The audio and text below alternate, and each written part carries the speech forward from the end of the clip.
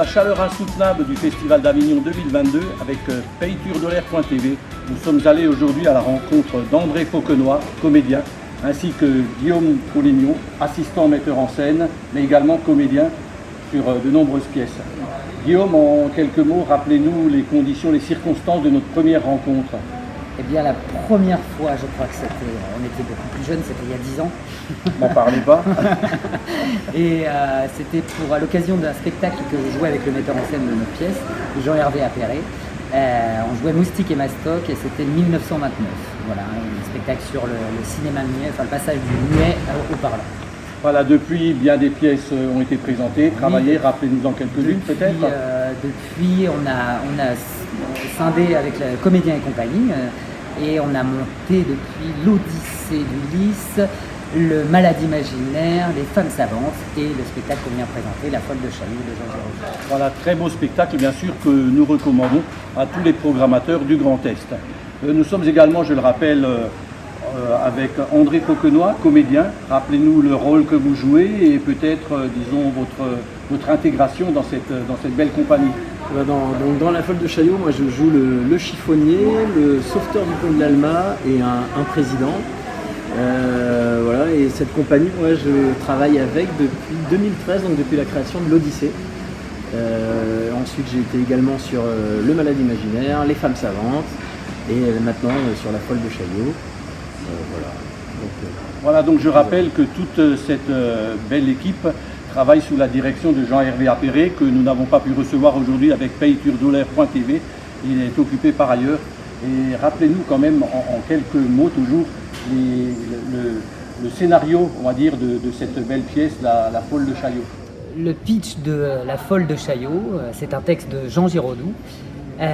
Comme la plupart de ses textes, c'est un texte poétique pour parler de choses plutôt graves. Là, en l'occurrence, ça parle de capitalisme et de capitalistes qui pensent avoir trouvé du pétrole sous Paris et qui décident de virer tous les habitants de Chaillot et de raser Chaillot entièrement pour récupérer le pétrole et faire de l'argent.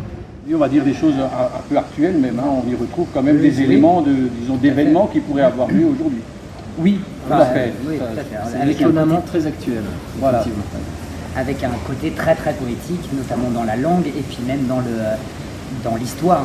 C'est quand même des capitalistes qui cherchent, qui pensent avoir trouvé du pétrole sous Paris et qui sont prêts à raser Paris pour récupérer le pétrole. C'est ça. Voilà, se mêle à tout ça une dame, on n'en dira pas plus. Voilà. Et maintenant, on va évoquer également cette belle mise en scène. J'ai été surpris, disons, par la variété, les différentes influences dont vous avez fait preuve dans cette pièce.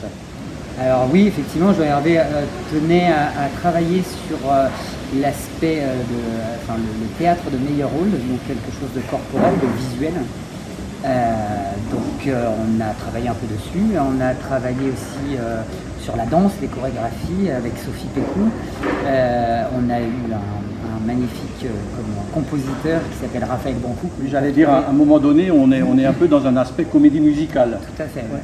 André, comment vous vivez la chose? Oui, il y a vraiment ça. Côté musique est très très présent. C'est presque une comédie musicale. Alors c'est pas tout à fait une comédie musicale, mais on est vraiment tout près de la comédie musicale. Les musiques sont très présentes, les chants sont très présents dans ce spectacle. Alors une question peut-être indiscrète, comment vit-on physiquement cette pièce avec les températures qu'il fait, le travail de promotion tout au long de la journée quand on est comédien, dites-nous? Il fait très très chaud, surtout quand nous c'est un peu notre spécialité dans cette compagnie, c'est qu'on fait tous plusieurs personnages. Et donc pour pouvoir se changer très vite, on empile les costumes. Et les masques aussi. Et les masques, effectivement, mais on les empile pas les masques. Mais les costumes, on les empile. Donc oui, effectivement, moi je commence le spectacle avec trois costumes sur moi et il fait chaud.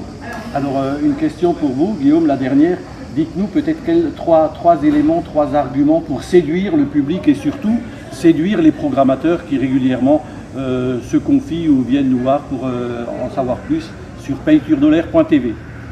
Alors moi je citerai quelqu'un en particulier aussi par rapport à l'image. C'est un spectacle qui est très très beau visuellement grâce aux lumières de Cyril Manetta qui nous a fait de magnifiques lumières.